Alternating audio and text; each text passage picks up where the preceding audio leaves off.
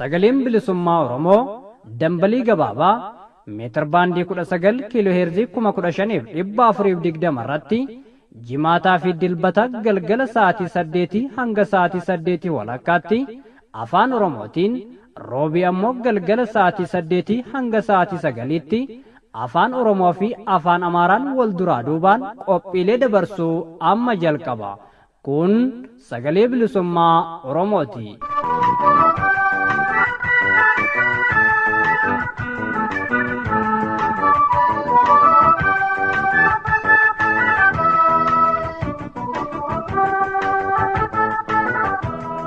kabajamtoota dhaggeeffattoota keenya akkam jirtu nagaan keenya kabajaa bakka jirtanitti sinaara qabu keessummeessaan keessan saaqanaa an murataa sabaati sagantaa keenya keessatti qophiilee qabnu isin beeksifna jalqaba oduutu isiniif dhiyaata oduu taansuudhaan itti fufa gaaffii fi deebii hayiduree adda bilisummaa Oromoo Jaal Daawud Ibsaa waliin godhameetu isiniif dhiyaata.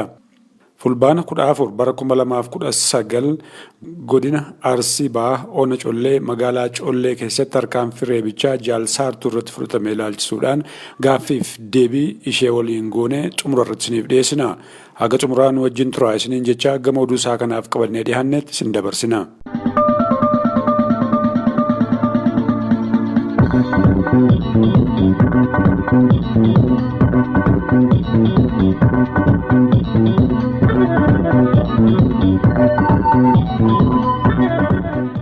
irra deebi'uudhaan ashamaa akkam jirtu dhaggeeffattoota keenya kabajamoo fi jaallatamoo sagalee bilisummaa Oromoo sagantaa afaan Oromoo irraa oduu isaa kanaaf qabnu qabannee dhiyaannee jirra. Oduu waliin Anayyaantu Bulchaati. fulbaana 16 bara 2019 godina Wallagga Lixaa Ona Gullisoo magaalaa Gullisoo keessatti ajjechaa suukanneessaa waraana EPRDF raawwatamuutu dhaga'ame. fulbaana 16 bara 2019 godina Wallagga Lixaa Ona Gullisoo magaalaa Gullisootti halkan lubbuun namoota 3 waraana mootummaatiin dabruun reeffi isaanii daandii irratti gatamuutu dhaga'ame. Uummanni ribarraa ka'ee namoota ajjeefamanii reeffi isaanii daandii irratti gatame kana eenyummaa isaa baruuf yaalus waraanni ittiin butuu waan dideef baay'ee rakkisaa ture jedhu. Yaalii hedduu keessa itti siqnus akkaataan ajjechaa namoota kana irratti raawwatame haala hamaa waan tureef qulqulleeffachuuf waan hin mijanneef nama tokko qofa akka qulqulleeffatan gabaasaan sagalee bilisummaa Oromoo dhaqqabe ni addeessa. Namni reeffi isaa adda baafame kun qeerroo Yohaannis Indaaluu yookaan maqaa masoon isaa Dhuubee jedhamu ta'uutu beekame. Yohaannis Indaaluu qeerroo nageenya biyyaa tiksuu keessatti qooda fudhataa ture hoggaa ta'u umuriin isaa waggaa 22 kan hin caalle akka ta'etu ibsame. Waraanni mootummaa maqaa shororkeessaa jedhuun yakkuun isas ta'e haadhaaf abbaa isaa iraarsinaan yeroo dhiyoos mana gadhiisee bosonatti baqatee erga ture booda waraanumti kun hawaasaan ijoollee keessan mana baqatanii jiran waamaa homaa hin goonuu jennaan manatti gale. Utuu hin turin waraanuma kanaan Tobran Kamisa Dabree jechuun hagayya 5 bara 2019 to'atamee waajjira poolisii magaalaa Diillaatti hidhame. Tobran lama kan hin guunne erga achi ture booda wiixata fulbaana 16 bara 2019 guyyaa hidhamtoota hedduu waliin gara Gullisootti erga geeffamanii halkanuma sana ajjeefame reeffi isaa waayillan isaa waliin bakkeetti kan argame akka odeessi arganne ibsutti. Reeffi isaa baramus waraanni PRDF reeffa kennuu dinnaan guyyaa keessaa akka lakkoofsa bashaatti haga sa'a 9tti erga lafa ture jaarsoliin biyyaa kadhatanii reeffa isaa maatiif geessuu ammoo namni dubbisne sagalee bilisummaa Oromoof ibsee jira. Reeffa namoota lamaa garuu eenyummaan isaanii wallaalamuun bakkeetti bineensaan nyaatamuu jiraattonni naannoo ni dubbatu. Dhaggeeffattoota keenya dhimma ajjechaa namoota kana addatti ammoo kan qeerroo Yohaannis Indaaluu ilaalchisee gaaffiif deebii jiraataa naannoo kan maqaa isaa nageenyaaf jecha ibsuu hin barbaanne waliin taasifne sagantaa keenya itti aanu keessatti qabannee akka dhiyaannu isin beeksifna. Godina Wallagga Bahaa Ona Giddaa Ayyaanaa magaalaa Angar Guutee keessatti dargaggoonni seeraan ala hidhamanii iraarfamaa akka jiran jiraattonni sagalee bilisummaa Oromootti himatan. Oduun qaama dargaggootaa irraa sagalee bilisummaa Oromoo dhaqqabe akka hubachiisutti godina Wallagga Bahaa Ona Giddaa Ayyaanaa magaalaa Angar Guutee keessatti dargaggoonni Oromoo 5 balleessaa tokko malee baatii 3 oliif waajjira poolisii magaalaa Angar Guuteetti hidhamanii rakkachaa jiru. Dhugaa kanas dargaggoon yaada isaa bilbilaan sagalee bilisummaa Oromoof laate akkanatti mirkaneessa. Ana giddaa ayyaanaa magaalaan Garbuuta godina Wallagga Bahaa. Ijoollee qeerroo magaalaa keenya ji'a sadiidhaa ol kan fayyuma waan tokko tun godhin ji'a sadiidhaa ol waajjira ta'anii. Waajjira isaa? Waajjira magaalaan Garbuute. Waan tokko tun godhin gocha tokko malee dararamanii ji'a sadiidhaa olii hidhamanii kan ta'aa jiranii furmaata isaa wallaallee maaliif akka ta'es kan ittiin himannus kan ittiin jennus wallaallee. Eenyu fa'i maqaan isaanii? Fayyanee Amanuu, Kaadoo Amanuu, Abdannaa Baayisaa, Dirribaa Nagarii, Geetuu jedhama tokkosi, Geetuu Nagarii. Jarri kun ji'a sadiidhaa ol gaaffii tokko malee ituu waan gaafatamiin ituu waan ta'in ji'a sadiidhaa ol hidhamanii kan ta'aa jiranidha akka magaalaan Garbuuti. Dargaggoota kana kan qabe poolisii ta'uu kan ibse dargaggoon kun akka qabaman ka godhe ammoo waajjira dhaabaatii jedheera. Dargaggoonni kun waan balleessanii hidhaman kan hin qabne ta'uu kan ibse dargaggoon kun haa ta'u malee yeroo sababa hidhamaniif gaafannu abaa'oo shaneedha jedhanii akka hidhan ibsa. Waan qabe poolisiidha. Qaama poolisiiti qabee dhiyeesse. Waajjira dhaabaatti qabee waajjira dhaabaadhaan qabsiisee ibsite immoo waajjira dhaabaadha. Waajjira dhaabaa kun immoo dhimma dhuunfaadhaaniiti malee dhimma siyaasaa waan tokko ijoolleen kun dhimma siyaasaa akka magaalaa keenyaatti waan hojjetanis waan tokko malee kan hin hojjenne kan ta'u. Sababa tokko malee hidhamanii kan ta'an maaliif hidhamanii maal godhanii maaltu maal ta'e biyya keenya keessatti maaltu kan goonee yoo hin qabu maal ta'aniif ijoolleen kun sababni maaliif hidhamanii jennaan sababni isaan hidhamanii abaa'oo shaneedha jedhanii bakka abaa'oo shanee maqaa abaa'oo shaneedhaan hidhuudhaan amma oolaa. Hidhamuun dargaggoo kanaa dhugaa ta'uu fi sababa isaan hidhamaniif baruuf gara ajajaa poolisii Ona Giddaa Ayyaanaa obbo Kumsaatti bilbilee erga nu jalaa kaasanii sagalee bilisummaa Oromoo ta'uu itti himnee dhimmicha ibsinee fi booda bifa kanaan nu dhaga'uu dadhaban. Hello, akkam jirtu? Nagaadha. Nagaa ajajaa poolisii Ona Giddaa Ayyaanaa obbo Kumsaadha? Yes. Tole sagalee bilisummaa Oromoo irraa isinif bilbilaa magaalaa keessan irraa iyyannootu nutti dhufee dargaggoonni afurri baatii sadiif mana hidhaa keessa jiranii achi keessatti rakkataa jiru. Badiin qaban kan jedhu iyyannoo nutti dhiyeeffatan akka miidiyaatti waan kana maal quba qabdu isin? Hello. Hello. Hello. Nagaamu? Hello. Hello nagaamu? Hello. Maaliin nagaama mana duraa dubbattanii turtan miti? Hello. Hello nagaamu maali? Yeroo gabaabaa booda isaanumti nutti bilbilanii qaamaan dhaqnee akka isaan gaafannu nu gaafatan. Tole amma bilbileen ture. Eenyu jedhu? Sagalee bilisummaa Oromoo irraan isinif bilbilaa. Qaamaan dhiyaattee na gaafachuu dandeessa obboleessoo bilbilaa waan ta'an si deebisu hin jiru. Inni sirriidha ammaatti qaamaan. Qaamaan ilaala waan sana nama jedhan qaamaan dhiyaattee. Tole amma. Maamilatti kee himtee qaamanoonni jettee wanta gaafatamuu jiru wanta deebi'amuu danda'amu qaamaan dhiyaachuu qabdu. Oduu xumuraatiin. Dargaggoonni Oromoo Walloo dhimmoota adda addaa irratti marii bal'aa geggeessan. Guyyoota torbaaf dhimmoota adda addaa haala yeroo irratti hundaa'u irratti mari'achaa akka turan qeerroon Oromoo godina Walloo xumura walgahii isaanii irratti ibsa ejjennoo baafachuun xumuratan. Godinni Walloo lafa Oromoo waan ta'eef hatattamaan bulchiinsa Oromiyaa jalatti deebi'uu qaba ka jedhan qeerroon Oromoo Walloo marii kanarra turan. Humni alagaa hidhatee lafa keenya keessa qubatee jirus nu irraa ka'uu qabaa jedhaniiru. Mootummaan EPRDF yookaan OPDO godinaalee Oromiyaa kan akka Wallaggaa, Gujii, Arargee, Booranaa, Walloo fi godinoota kaan keessatti ajjechaa lammiilee Oromoo irratti raawwataa jiru hatattamaan akka dhaabus cimsanii gaafatan. Oromoo hidhuu fi ajjeesuun qabsoo uummata Oromoo ni finiinsa malee of booda hin deebisu ka jedhan qeerroon Oromoo Walloo ilmaan Oromoo kumaatamaan lakkaawaman sanqallee fi bakkoota adda addaatti hidhamanii jiran ariitiin akka gadi dhiifaman jabeessanii gaafatan. Sirni EPRDF yookaan OPDO Oromiyaa diigee Itiyoophiyummaa nu irratti ijaaruuf sochii itti jiru hatattamaan nu irraa dhaabuu qaba erga jedhanii booda Finfinnee, Dirre Dhawaa, Harar, Walloo fi raayyaan bulchiinsa Oromiyaa jalatti deebi'uu qabaa jedhaniiru.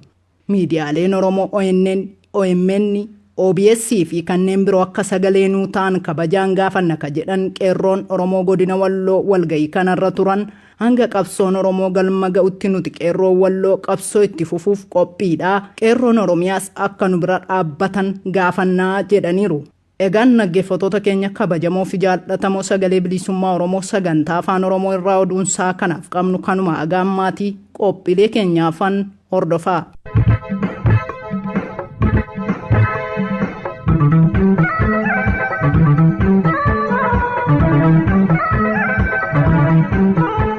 Dhaggeeffattoota keenya kan nagaa jirtan kun sagalee bilisummaa Oromoo sagantaa afaan Oromooti. Qophiin keenya oduu isin nageessisuun jalqabee itti fufaa. Amma gara gaaffii fi deebii haduree adda bilisummaa Oromoo Jaal Daawud ibsaa waliin godhame kutaa lammaffaa isaatti isin dabarsina.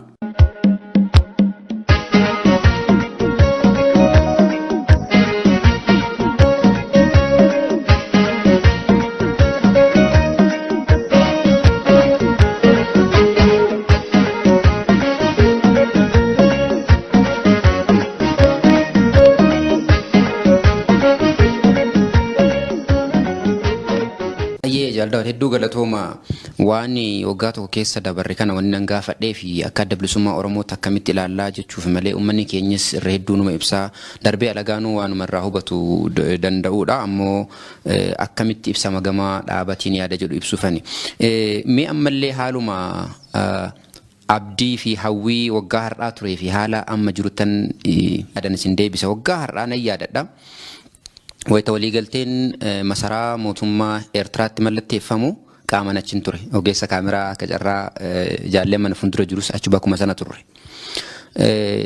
Hoogganoonni adda bilisummaa Oromoo gama tokkoon, hoogganoonni mootummaa Dr. Warqinaa Gabayyoo fi obbo Lammaa Magarsaan gama kaaniin taa'amee wayita waliigaltee sanarratti haasa'amus yookaan wayita waliigalteen xumuraa ibsi xumuraa bahu bakka kophaa kan alagaan namuu hin jirre sanitti bakka sanan ture. Akka lammii Oromoo tokkotti wayita qaamni kaleessa akka diinatti wal ilaalu akkasitti taa'ee waliin haasa'amu ana akka gaazexeessaa qofa mi'ettis akka qabsaattis waan natti dhagahame gammachuu natti dhagahamee fi abdii irraa hora qaban ture wayita sana.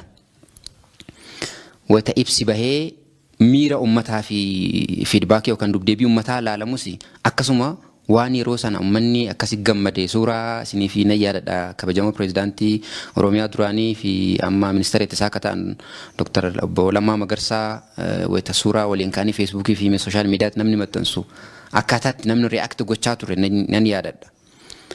Abdii fi hawwiin gaafa sana ture walumaa galatti keessattuu biyyattii tana gara sirna dimookiraasiitti ceesisuu fi abdiin gaafa sana turee fi kanarraa kun sadarkaa maalirra jira?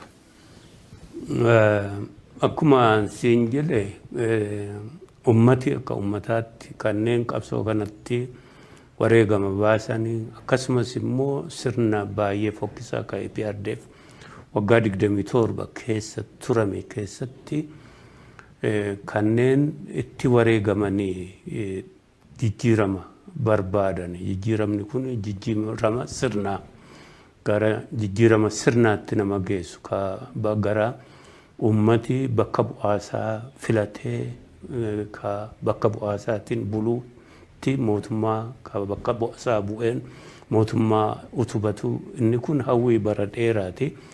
Gara sanaatti nu geessa ka jedhu kun hawwii ummataati. Haa ta'uti walta'iinsi suni akkuma tu jette gaafas warri dhufeen waliin haasa'e suni garaa qulqulluudhaan yaada qulqulluudhaan dhimmoota irratti walaasufne hunda isaatuu otoo irratti waliin dhabin wal taane ibsa sana yeroo baafamullee gammachuu guddaatu mul'ata. Kuni haala miiraa gaafa sana turedha. Sanarraa ka'ee uummatis gammachuu isaa guddaa bakka adda addaatti itti dhagahamuun waanuma jirudha. Nuti garuu akka mootummaa akka dhaabaatti waa'ee EPRDF dhaaba odeeffannoo bal'aa qabudha akka hoogganaatti. Akkuma sila siin jedhee waan wal makaadhaani ka walta'iinsa sana of keessatti fudhannee fi ilaalle. Walta'iinsa sana irratti garaa qulqulluudhaan haasa'uu fi wal hubatuun homaa tokko rakkina hin qabaanne dhimmichi dhimma namoota dhufaniin waliin haasa'an sana ilaalu miti. Dhimmi garuu dhimma uummata Oromoo fi uummatoota Itoophiyaa rakkina hedduu bara dargii keessa bahanii rakkina hedduu bara IPRDF keessa bahanii sirna uummata bakka bu'uu kahawwanii fi akkasumas mootummaa cunqursaa fi ajjeechaa raawwataa turee fi dhaaba sana raawwataa ture ilaala. Dhaabi kun akka dhaabaattii fi akka sirnaatti kan uummata kana ajjeesaa fi hidhaa fi saamaa fi gara jabinaan nama dararaa bahe. Sirni kun akkasuma guyyaa tokkichatti ka'eema of jijjiiree of haaromsee rifoorm of godhe jedhee keessaa fudhatee akka hin jijjiiramne adda bilisummaa Oromoodhaa of keessatti akka hoogganaatti ka baaffii guddaa qabaannee dhufnedha jechuudha nuti karaa mataa keenya. Maaliif jecha sirni tokko akkasitti jijjiiramu.